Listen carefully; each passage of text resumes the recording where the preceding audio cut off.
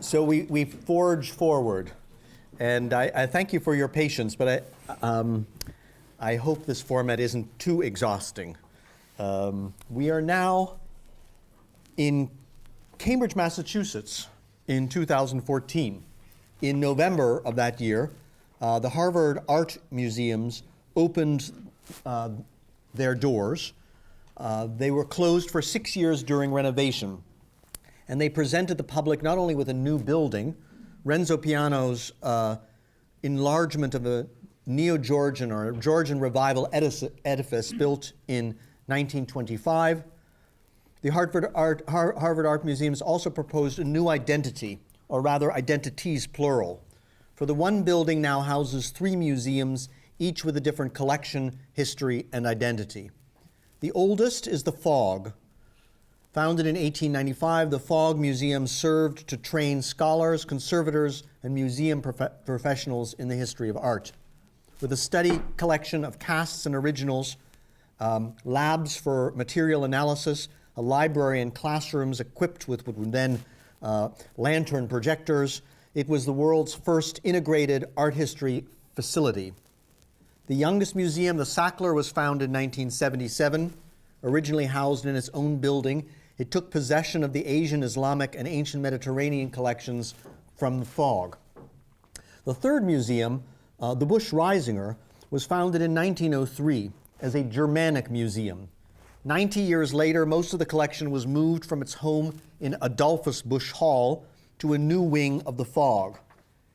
It also, its identity also morphed from quote-unquote Germanic art to a nebulous but more palatable one of, quote, art from Central and Northern Europe with an emphasis on German-speaking countries, end quote.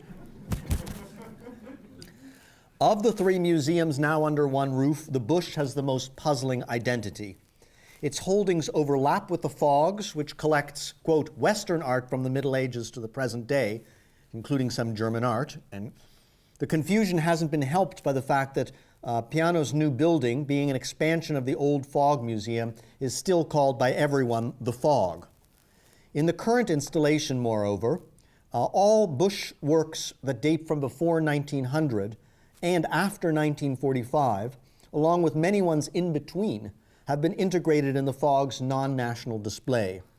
But for largely legal reasons, the Busch also has its own designated suite of galleries. So to give this museum within a museum a distinctive face, the curators have hung as the focal point of a long architectural vista this most eye-catching image. The decision makes imminent sense. Max Beckmann's self-portrait in Tuxedo is the Busch's most famous treasure, the object most often requested for loans. It is an iconic work, to use that overused expression. It's iconic of the Busch, having graced the cover of most general publications of the museum. It's iconic of its maker, portraying him, exemplifying his art, and giving his likeness an aura like that of a sacred image. The painting is also iconic of Expressionism, and it's iconic of the Weimar Republic, and therefore of a decisive epoch in the history of Germany and of Europe centered on and unsettled by Weimar Germany.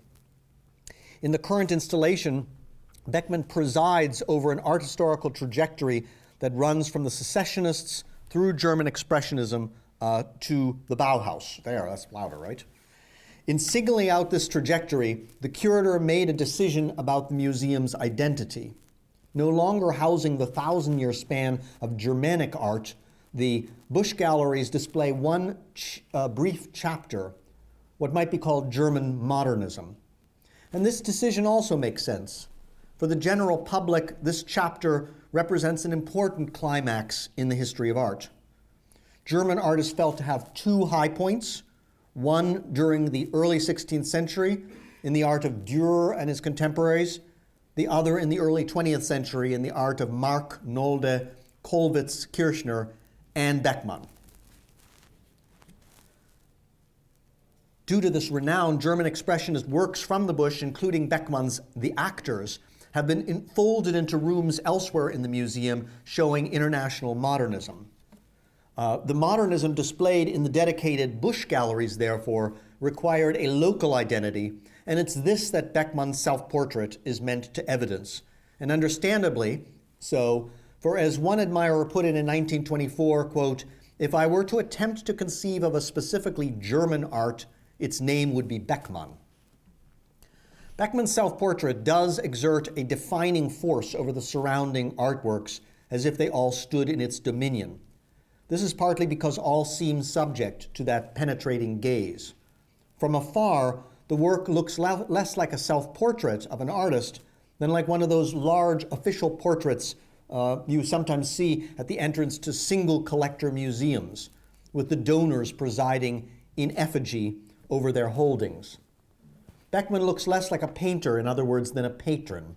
He might be mistaken for Adolphus Busch, the beer magnate after whom the Busch Museum was named. One critic, writing in 1927, when paint on the canvas was still wet, noted that Beckmann painted himself to look, quote, like a young baron of industry, end quote. To do justice to the impact of this persona, you really ought to stand before the original picture, or better, to enter into a discussion in front of it. It's been mainly my role as an ambassador for the Busch rather than as a scholar that I've engaged with Beckmann's self-portrait. If I'm asked to excite visitors about an object in the galleries, I tend to choose this work over ones I know more about. In a gallery setting, I much prefer to let an object speak through others in the room, and this painting lends itself wonderfully to this. Through repeated sessions with the self-portrait, I've learned to manage conversation, leaving openings for dissent. Historical questions inevitably arise about tuxedos, cigarettes, the artist's personality, etc. Mostly, though, the conversation requires little outside information to keep it flowing, and where it flows is comfortably within the bounds of what the work was meant to achieve, if such a thing can be measured by critical responses of the time and by the artist's own testimony. From these sessions, I've gathered some common themes that typically arise, and these serve as talking points for further conversations undertaken in front of the painting. The first of these points is usually Beckmann's pose. That he had to pose for himself standing still before a mirror while also painting his likeness, that sparks comment on the quirks of a self-portraiture, how the cigarette in what seems Beckmann's left hand would have been held in the artist's mirror right hand, and how Beckmann couldn't have used that right hand simultaneously for smoking and painting. Recognized as artificial, the entire pose gets labeled as confident, dandyish, or ironical, although with agreement that Beckmann seems comfortable where he is.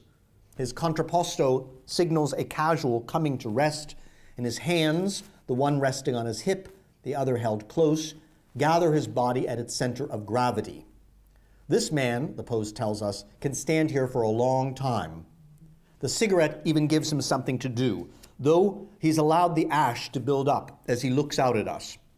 And this is probably the image's most remarkable feature, its confrontational relation to the viewer. The painter's gaze is too unblinking to be felt as friendly. Locking our eyes with this larger-than-life-sized effigy will be the first to back down.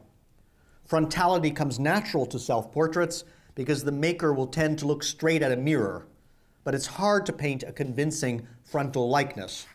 Physiognomic peculiarities are better rendered slightly from the side in three-quarters view. Then the bridge of the nose has a silhouetted outline, and the projections of the cheek and chin are easier to capture. Beckmann insisted on the frontal pose, and instead of clarifying his features in relief, he divides them through by an erratic shadow. In front of the canvas on the gallery wall, the shadow has an even more divisive effect. Its surface is matte, being built up of layers of lean paint, whereas the lighter passages are executed in oilier paint and therefore are shiny. The represented highlights on Beckmann's face thus become actual highlights on the paint surface. But instead of contributing to the illusion of volume, light and shadow fragment the likeness dramatically. The shift from painting as image to painting as presence is something Beckmann engineered his painting to accomplish. The flickering contrast of light and dark on which the portrait's illusions rest stand off against the undifferentiated flatness of that black tuxedo. With this collapse, where there's neither space nor light nor likeness, but only that painted thing made of paint-covered fabric and hanging in a gallery, it's there someone in every group will likely refer to the work's place in art history. How many painters in Beckmann's time aspired to achieve a flatness that would undo centuries of illusion-making, thereby putting their art on a new path, the so-called modern one, where the medium itself is the message. Beckmann addressed this artistic tendency in his writings. Taking up the challenge of modernist abstractions, he proposed that painting shouldn't merely show painting itself, since that would make it mere, according to him, decoration. Instead, painting is, in his own words, the only true reality there is because it traverses both the illusory and the real. We'll return to this claim, but at this point I'd note that with his divided likeness and with the background split between dark and light, Beckmann asks us actively to realize him, bringing him into focus. Observe also how the artist casts his eyes almost completely in shadow, dramatizing his epiphany. For this particular confrontation, Beckmann has donned what in German is called a smoking, and in Britain, a dinner jacket. 150 years ago, a prototype of this outfit was worn at the autumn ball at Tuxedo Park, a country club south of New York, hence in America the word tuxedo. Used for evenings in a club or private house rather than at formal dinners or public occasions which required white tie and tails, the tuxedo bespoke casual elegance and membership in an exclusive social set. Encountering Beckmann today in this dress makes one feel excluded and underdressed, unless, of course, one was fortunate enough to be at the museum's festive reopening dressed in a tux. But even then, Beckmann would have been there before you and seems more at ease. And in how and where he stands, it's clear he can leave, perhaps through the door just to the left. Again, the sense that he belongs gives you the impression that not of being an audience, but rather that he's giving you an audience with him. What better image for the Bosch to station front and center in its galleries than this picture that seems so imminently to belong? But the tuxedo signals a particular kind of belonging. The Viennese critic and architect Adolf Loos captured this in his commentary on men's clothing. Loos wrote that an article of dress is modern if, quote, when wearing it on a particular occasion in the best society, at the center of one's culture, one attracts as little attention as possible to oneself, end quote. Loos wrote this in 1898, and what he meant was that one should disappear into the woodwork, but only in the woodwork of the center of a society, which for him meant high society here in London. Loos noted that if you actually showed up in Vienna wearing casual-fitting London attire, you would stand out, but only because the Viennese were still backward in their dress. Viennese elegance would stand out in London, but to a well-traveled person, it also stood out in Vienna as it seemed ridiculously conspicuous. Loos was saying that to become cosmopolitan was to disappear into one's surroundings, and that to do so was the mark of being a modern person. Modern persons don't display themselves as individuals through their clothing. They choose instead to vanish into the crowd, perhaps to distinguish themselves elsewhere through commerce or art. Beckmann's self-portrait thus looks right at home in the new Harvard Art Museums. Icon of both an individual and specific culture, it signals the Bosch-Reisinger's distinct identity. But dressed in the uniform of the cosmopolitan, it projects German art into an international framework. Renzo Piano has given given an architectural framework to that form. With its storied courtyard open to the glazed conservation labs and study rooms above, and with galleries reached from a public indoor thoroughfare, the new museum preaches the values of transparency, openness, and borderless exchange. How then did Beckmann's canvas actually arrive into this cosmopolis? Beckmann probably began work on the self-portrait in August 1927. By November, he was strategizing its unveiling, juggling offers from the Mannheim Kunsthalle and the Flechtheim Gallery in Berlin. In the end, he premiered the painting at the 1928 Berlin Secession, then showed it at the exhibition Deutsche Kunst in Düsseldorf, where it received the gold medal. By June 1928, it had been sold to the National Gallery in Berlin through the critic Julius Meyer-Graefe. By then, Beckmann referred to it as Das große Selbstporträt im Smoking. The title indicates the importance of the costume to him. That the self-portrait needed a label, though, derived from the fact that Beckmann made so many of them. About 100 self-portraits in various media, far more than any other prolific self-portraitist of the time like Corinth, Schiele, and Kokoschka. Indeed, more than any significant artist since Rembrandt. Like Rembrandt, Beckmann casts his person in a dizzying variety of roles. The artist as medic, as manic, as man about town, as sailor, as mysterious king, as Jupiter, as prisoner, as conjurer, tightrope walker, and clown. Of these personae, the clown is perhaps the most telling. It designates the artist as a master of masks and also as an entertainer, fool, and victimized outsider. In 1950, just months before his death, Beckmann wrote that the cardinal virtue for painters was, quote, ruthless knowledge and critique of self. His clown persona infuses such self-criticism with self-pity. But what does the tuxedo project? Beckmann had already dressed up in one in a self-portrait from 1923, but how differently he wears it. With his bowler and scarf left on, he looks to be either coming or going, but not comfortably remaining. Tensely erect, with one arm pressed to his side and the burning cigar held like a weapon, he appears uneasy in his role as if he were forced into it. In 1924, Beckmann is reported to have arrived in a tuxedo to a casual lunch at an elegant home. Some guests laughed at the misstep, while others were impressed by his audacity. The 1923 canvas has a cramped vertical format, which enhances the feeling of unease, as if posing were something Beckmann did half-willingly. Beckmann's stiff uprightness clashes with the kaleidoscopic backdrop. The curve of the curtain and moldings, together with the meanders and candy-striped fringe, subject the sitter to mechanical forces and counterforces, suggesting that equilibrium, both corporeal and formal, can only be achieved with effort. Beckmann's bright scarf wraps around his neck like a tentacle reaching from the backdrop to strangle him. It articulates a condition painted often by this artist and often diagnosed.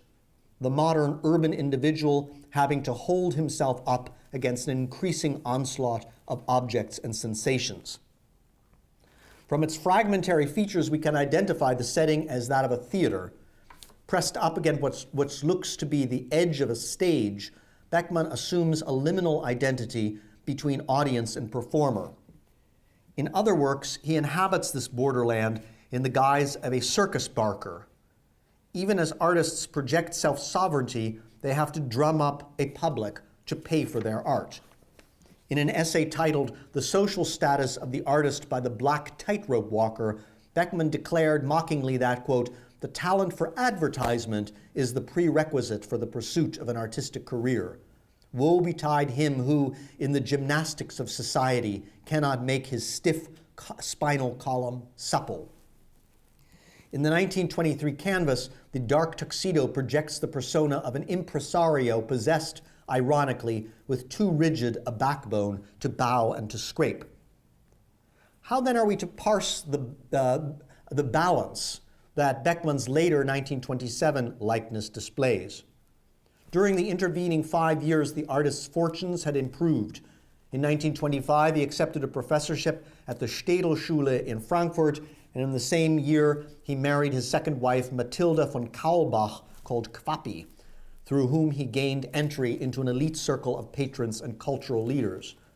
But there's more behind Beckmann's comfort in his tuxedo than personal success. Unusually, in this case of this image, we possess a detailed and public manifesto articulating its objectives. Completed just weeks before work on the canvas began, this text, titled The Artist and the State, isn't so much a gloss on the image as the image is a gloss on the text. For Beckmann's statement needs all the explanation it can get. In the face of its obscurity, its publisher, Prince Karl Anton von Rohan, issued this disclaimer, quote, "We are proud to publish this great artist's moving confession, although we do not want to associate ourselves with certain extreme metaphysical conclusions," end quote. Beckmann's essay appeared in the July 1927 issue of Rohan's journal Europäische Revue in a series of commissioned articles titled The European. Rohan invited luminaries to contribute ideas towards a new European world order. It was to the question of being European, of what it means to be European, that Beckmann addressed himself. Here, the opening lines. The artist, in the sense of the times, is the conscious shaper of the transcendent idea. He is at once shaper and vessel. His work within the state is of fundamental significance because it is from him alone that the law of a new culture can emanate. Without a new common transcendental idea, any new concept of the state remains incomplete. The concept of the state must form itself out of this idea, and the artist in the new sense is the true creator of a world that did not exist before him. Self-reliance is the new idea that the artist and with him humanity must form. Autonomy in relation to eternity, the solution of the mystical riddle of balance, the final deification of the human. This is the goal, end quote. Understandably, art historians have had difficulty using these words as evidence of Beckmann's artistic intentions because nothing about those words is in any sense self-evident, including the master term balance. A few things are clear, however. Beckmann is implicitly addressing the series title, The European. This title begs the question of the state, hence, since it contrasts to another label, the German. According to Beckmann, the state, whether national or continental, presupposes a transcendental idea. This sounds metaphysical, but is in fact a historical fact. It is a historical fact. Until around the 17th century, if and when there was such a concept as that of a sovereign state, it was founded on an otherworldly idea, that of God as omnipotent lawgiver. In the modern era, when the state became understood as founded on mutual consent in Hobbes and Locke, law itself became the transcendent idea, or transcendental idea. Such faith was sorely tested at Beckmann's time by the political conditions of the Weimar Republic. As a German, rather than as a European, the artist belonged to a manifestly weak state, one that would in 6 years become the paradigm of a failed state. Germany's weakness lay in the breakdown of the legal order through which conflict was mediated. The Weimar Republic failed to contain political conflict, especially between itself and its enemies, the National Socialists, through constitutional means, that is, through political debate in parliament and through elections overseen by a politically neutral police force. The president of the Republic, therefore, proclaimed frequent states of exception or states of emergency. States of emergency suspend the rule of law, which is the modern state's transcendental idea. The Republic's first president, the Social Democrat Friedrich Ebert, declared no less than 136 states of emergency during his 7 years of governance. The law allowed him to do this. Article 48 of the Weimar Constitution sanctioned the president to take emergency measures if, quote, public security and order are seriously endangered, end quote. He could do this without parliamentary consent, and he could even dissolve parliament, as often he did. Though inscribed in the rule of law, the exception in Weimar Germany became the rule. The office that enforced the law became the office that makes the law, creating effectively a dictatorship. It was this state that Hitler inherited and destroyed. This, then, was the political context in which developed the legal thought, by the way, of Carl Schmitt, our friend from last lecture, or not friend.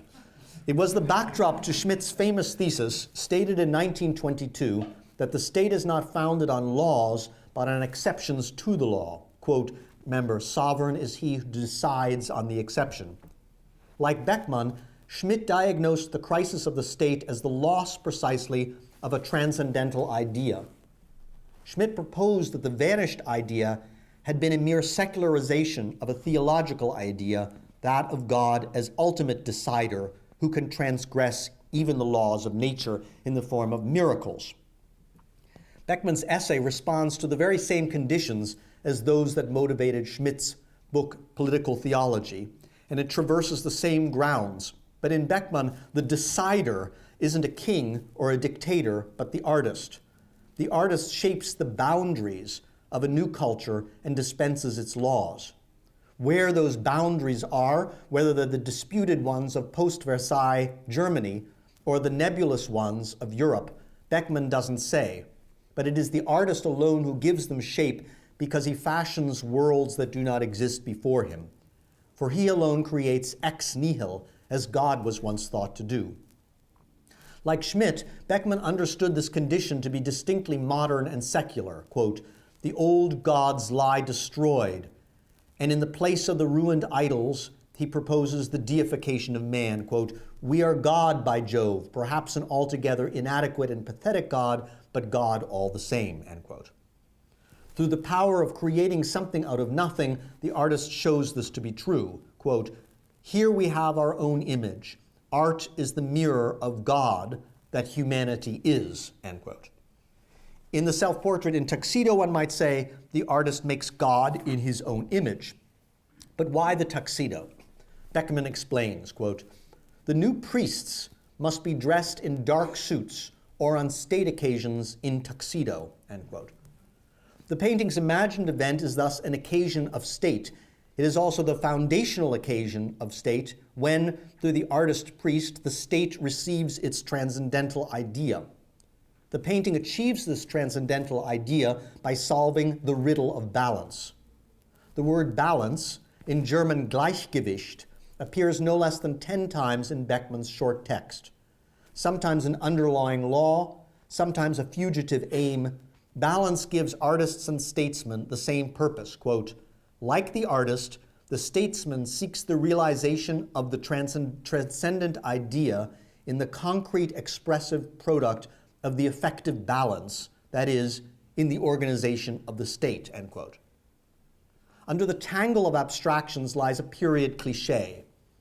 Writing in 1926, Carl Schmitt reports mockingly on the prevalence of an expanded meaning of balance. This is Schmitt.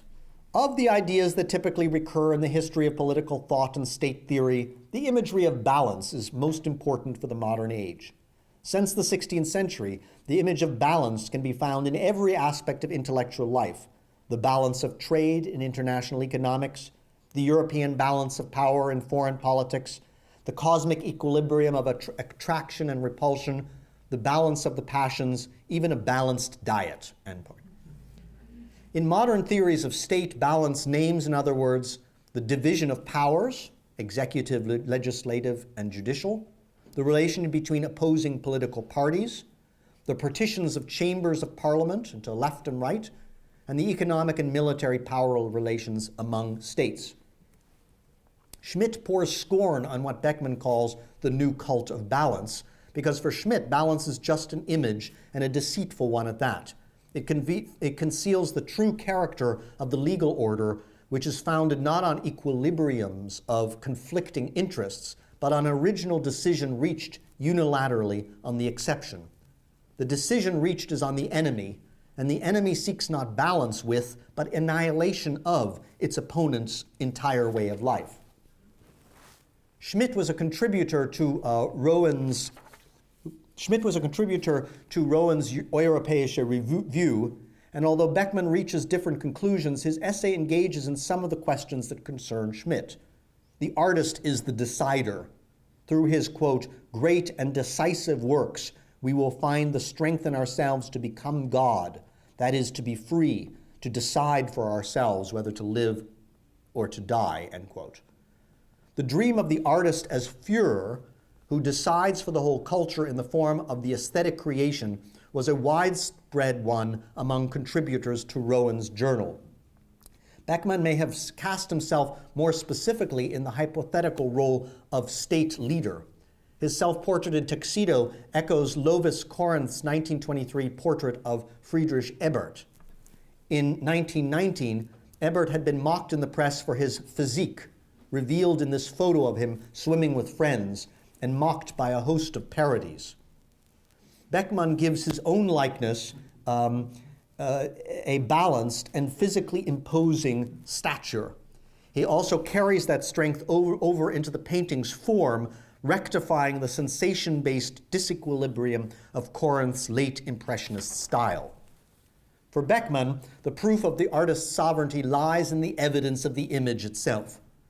Getting to work on the canvas the moment his confession went into print, Beckmann shaped his likeness to be the concrete instance of balance achieved. How are we to evaluate such evidence? Are we each, am I individually, to discover and be somehow shaped by this balance? And wherein does the balance reside? In the pose of the subject, who's also the image's maker? In the work's pure forms, since Beckmann asserts painting is the only true reality? Or does balance lie in both of these, as a balance between figuration and abstraction? As a sitter for himself, Beckmann performs equilibrium physically through his contrapposto pose. As a painter, he organizes the pictorial form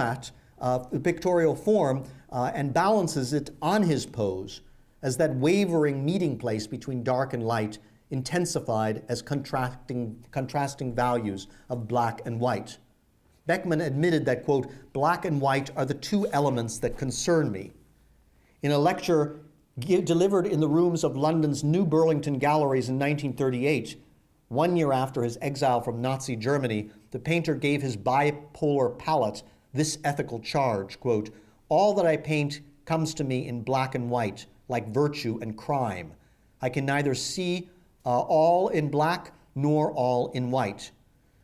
And I cannot do but realize myself in both, for only in black and white can I see God as a unity creating again and again the ever-changing theater of the world, end quote. The self-portrait balances and unifies these opposites on his living person. The lights layered over black ground bring forth his flesh with blood pulsing in the veins underneath. But the balance the painting imputes to Beckmann's person remains unstable, more subtly than in the 1923 portrait perhaps, self-portrait perhaps, but unstable nonetheless. Its fulcrum is the wavering chiaroscuro that divides the face in two. Beckmann took his persona as black tightrope walker from Nietzsche's Zarathustra. Entering the human world, Zarathustra comes upon a tightrope walker and exclaims, quote, man is a rope stretched between the animal and the superhuman, a rope over the abyss, end quote. In the margin of his copy of Also sprach Zarathustra, Beckmann wrote, quote, why the stupid word Superman? Individuality, that's the right word, end quote. It's Beckmann the individual who holds the precarious balance. But to take a step backward, is it through an individual interpretation such as mine that balance is measured? Beckmann claims that through balance, the artwork can shape the state. Might this balance thus be better measured by a collective response in a conversation occurring where the picture physically hangs, or less democratically among the artists, what the artist calls responsible people, meaning special persons responsible for the state? Quote, the decision about the achievement, writes Beckmann, is an aesthetic question to be measured by the highest degree of the collective vitality of the engendered balance, end quote.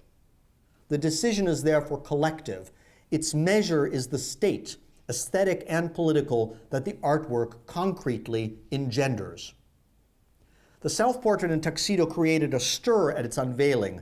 To some it was worrisome, it was politically worrisome, quote, a Caesarean mask, frowning forehead, tyrant stare, every inch the great man, wrote one critic, adding, quote, such faces must disappear again from the world if humanity is to be restored, end quote.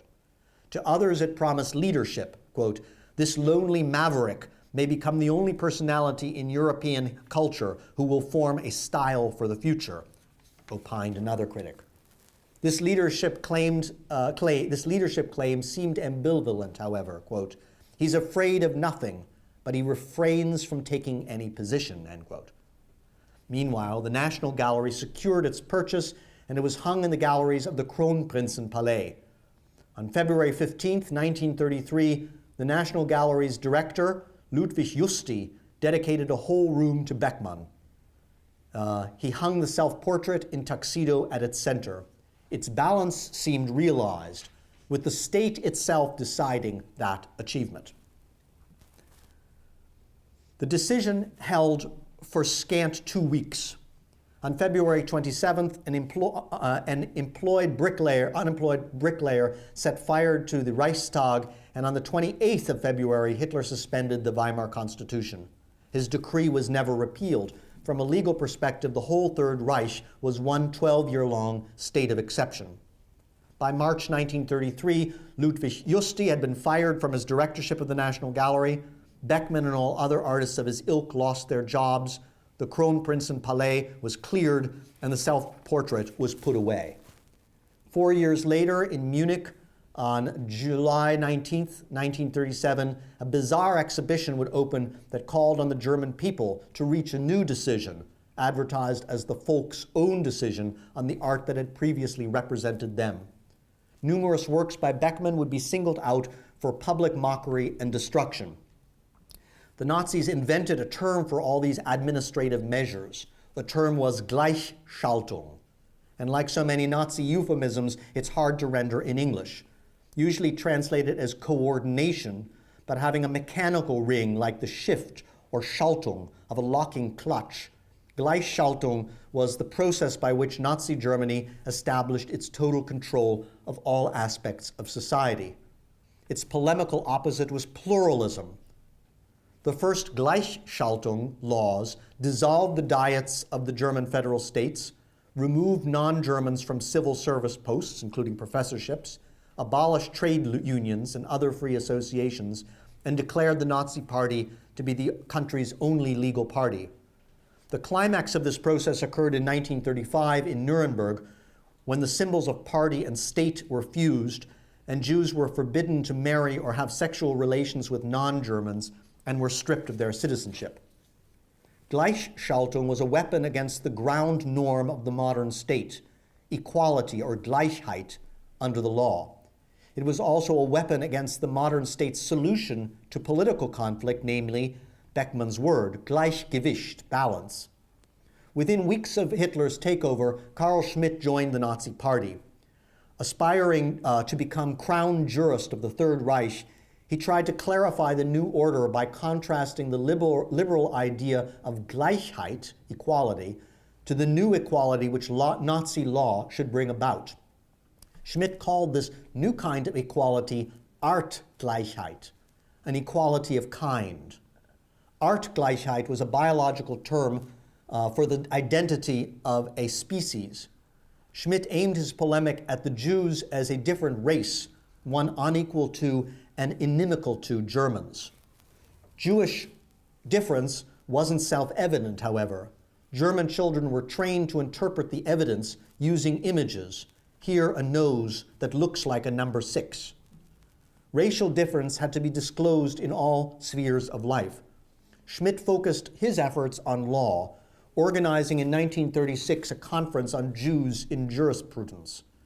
Schmitt admitted that books by Jewish jurists dominated German law and didn't obviously betray their Judaism, nor did Jewish names, their taken names, which were German and Christian. Schmitt therefore ordered that these books be either destroyed or recatalogued as Judaica, and their authors designated as Jew. Schmitt's rival and early patron Hans Kelsen thus became Jew Kelsen, and his most prescient interpreter became Jew Strauss, Leo Strauss. For Schmitt, the hiddenness of Jewish difference was what made it so dangerous.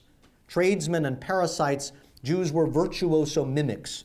This explains why, having no skill as painters, Jews could, in Schmidt's words, nevertheless tell a genuine Rembrandt faster than German art historians, end quote.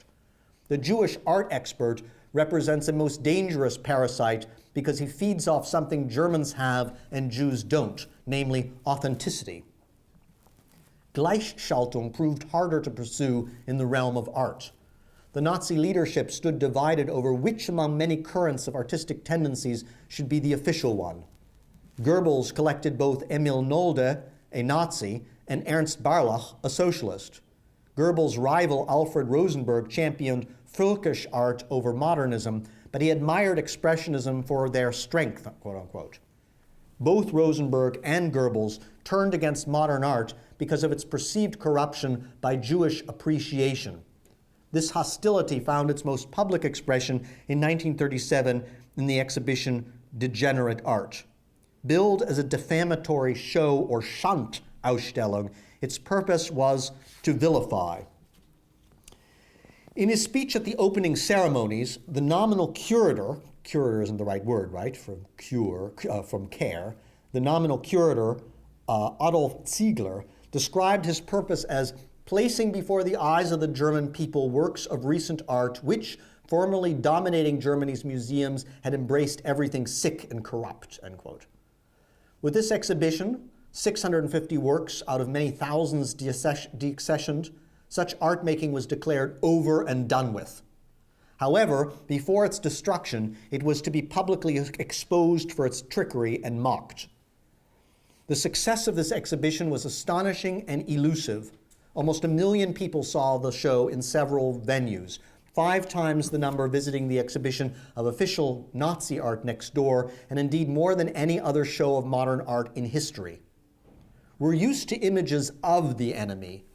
Bosch's demons, heretics, and sinners imagine foes, and in the way Bosch imagines those foes, he also slanders them. We're also familiar with images being treated as the enemy. For the iconoclast, graven images are themselves the foes to be destroyed, sometimes with their ruins preserved as damnatio memoriae. A parish church in Lutheran Zwickau boasted an quote-unquote idol chamber where the broken effigies were housed as evidence of foolishness and deceit. But there's another category, that of enemy images. That is to say, the enemy's own images, the ones he uses against us. These are less familiar. Inimical to us, they will be dangerously elusive, like an arsonist's sign or camouflaged weapons, or like the wooden horse the Greeks placed before the gates of Troy. I've argued that Bosch designed the central panel of his Garden of Delights to behave like such a thing. But what about degenerate art? Exhibiting works that had been acquired by the state as amicable, it exposes these as having been all along enemy images intending to negate Germany's very way of life. To art historians today, conversely, that exhibition is itself the enemy, a teaching moment par excellence when everything went wrong. Ziegler ended his speech with an imperative: German folk, come and judge for yourself. The exhibition, of course, steered the public towards a negative decision. It did this openly.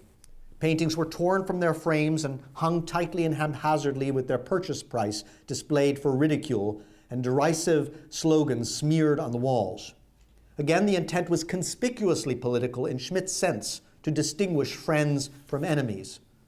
The propagandistic character of the show was billed as welcome relief from the secretly propagandistic tenor of modernist art, where art for art's sake was a concealed weapon in the war of world views. Jewish against German. The section on Dada is particularly instructive here.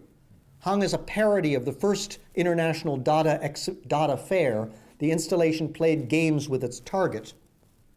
Dada assumed the bourgeois public would be antagonistic to it. It parried this aggression with blatant provocation. It was a fighting movement, like all avant-gardes. Ziegler notes this in his opening remarks, quote, The degenerate artist said, away with the whole bourgeois culture, topple the old idols in the name of a proletarian culture to be. To which Ziegler responds, my dear German comrades, what those pushing types wanted will now come reality. We will go to toss out their old idols on a scale never seen before. It's hard to capture the menace of such a statement, where deathly threats are laced with humor. Originally, the motto, take Dada seriously, it's worth it, was meant ironically in the spirit of an absurdist play. The Nazis turned those words back on the Dadaists. Now we have taken you seriously, the exhibition says, and you're in prison, where the motto is half ironic, Arbeit macht frei. There are reports that visitors were expected to talk loudly in the galleries and groan and laugh in disgust.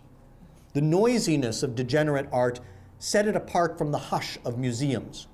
From the photographs, it's almost impossible to tell who went to hate and who to silently say farewell, but hostile hilarity was the official response.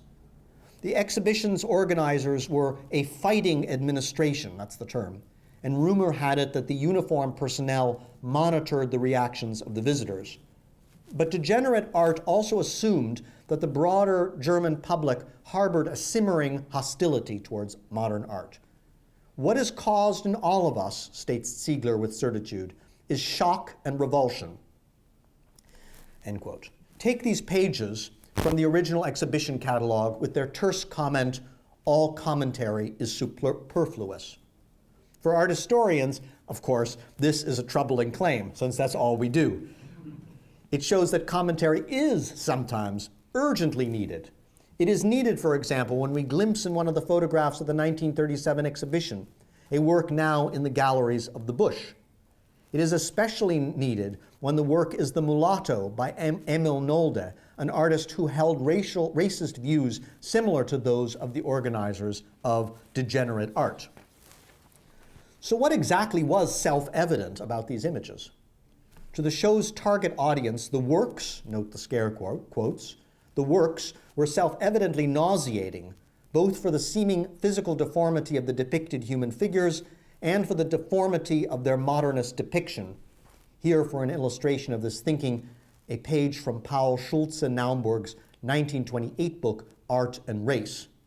Blended together, these deformities also suggested a deformity in the artists themselves, who were not only sick, like their models, but insolent, for pompously parading their own depravity. Nazi racial theory held that physical defects of non-Aryan bodies and the aesthetic malformations of modernist art derived from the mental and spiritual deformity of artists who saw and represented the world in a degenerate way. And the way these artists saw and created was Jewish. Whether or not an artist was Jewish, Judaism had corrupted them. Only one section of the exhibition featured Jewish artists. These were displayed, the catalog tells us jeeringly, as their quote-unquote special honor. But Jewishness was omnipresent in the form of Jewish dealers and curators who peddled them, and of the Jewish critics who foisted them on the public through their bamboozling interpretations. Quote, and that's the quote here on the left, artworks that cannot be understood on their own, reads Hitler's statement at the lower left, but require for their right to life pompous user manuals in order to finally find that intimidated soul who can tolerate such stupid and brazen rubbish will as of now no longer find their way to the German folk, end quote. Ziegler's imperative, judge for yourself, was meant as retribution against the tyranny of Jewish deciders. In the months following the exhibition, the judgment took many forms, from outright destruction to putting the works on the auction block. The self-portrait that Van Gogh dedicated to his friend Paul Gauguin, along with a considerable number of other key works in Harvard's collection, was acquired at auction at that time. Beckmann's self-portrait in Tuxedo went from the depot of the National Gallery to Karl Buchholz, a non-Jewish dealer specializing in deaccessioned work. Shipped in 1940 via Switzerland to New York, It was acquired by the Busch-Reisinger Museum from Buchholz's assistant Kurt Valentin for the ridiculously low and unpublished purchase price of $600. This explains how the picture came to hang in the Harvard Art Museums, but it doesn't explain why it hangs there. Originally, the Busch collected only plaster casts and photographs. Founded in 1903 with support by Kaiser Wilhelm II, it was intended not as an art museum, but to foster a sense of German history and identity among German Americans who, it seemed, shed their ethnic identity in the New World more rapidly than other immigrants. The museum's opening was ill-fated. World War I began barely a decade later, making celebrations of Germanness unthinkable. By the time World War II broke out, however, another identity had been created for the Busch. Instead of collecting reproductions, the museum began acquiring original works of art. Beckmann's self-portrait in Tuxedo is the first modern work of art the Busch purchased. And what a strange beginning. The painting was accessioned polemically as representative of a Germany other than Hitler's, a cosmopolitan and thus not quite German Germany of men wearing tuxedos, a Germany now exiled from its own country, but becoming a potent symbol of that country, defining the country in exile as still devoted to a peaceful cosmopolitan ideal. This vexed provenance makes the Beckmann fitting for a museum that has been repeatedly called upon to redefine its identity. For me, this gives the Busch an advantage over the Fog. The Fog has always treated its identity in a cosmopolitan fashion as a neutral given, when in fact it has its own biases, for example, refusing to collect African pre-Columbian art and all so-called tribal art. But none of this would be of interest if it were not made evident by Beckmann's painting. One can learn about balance just by looking at how Beckmann depicts his thumb, or how the whole frontal representation of the body is negotiated, crossed out by the radical splitting of the body into two parts, black and white, a splitting that goes right through the sitter's face. Again, it's counterintuitive to place at the center of your own face this fragmenting device of chiaroscuro that doesn't unite composition or set forth the body, but instead fragments, flattens, and unbalances. But what better emblem of the attempt to belong, and at the same time to be always moving elsewhere, to be at home and at the same time be in exile. That one painting can do this, and can do this in a university setting with classes grouped around it, talking about it, and countless discussions and commentary provoked by it, is extraordinary. More remarkable still is that through the classes and the discussions, the painted cigarette still seems to burn, making us feel that the picture is happening right now, and that its modernity, almost liquidated in 1937, is alive with us still. This goes some way towards demonstrating the power of images as evidence. This one dab of lead-white paint, that this one dab can provoke questions that remain urgent even today. Thank you for your patience tonight.